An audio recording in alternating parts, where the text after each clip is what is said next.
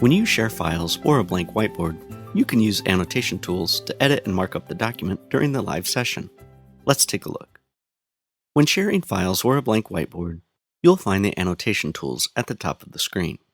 These tools are available for both the moderator and participant roles, unless the moderator turns off the Draw on Whiteboard Files permission in the session settings. Use the Pan, Zoom, and Fit options to customize your view.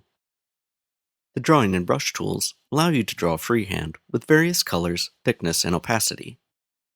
Use the eraser to remove parts of a drawing. Use the Text tool to add text directly on a file or whiteboard. You can format your text and move the text box around on the page. Use the Shapes tool to add various shapes to the document. When sharing a PDF or PowerPoint file, you can also select text to highlight, strike through, and underline or squiggle underline the text.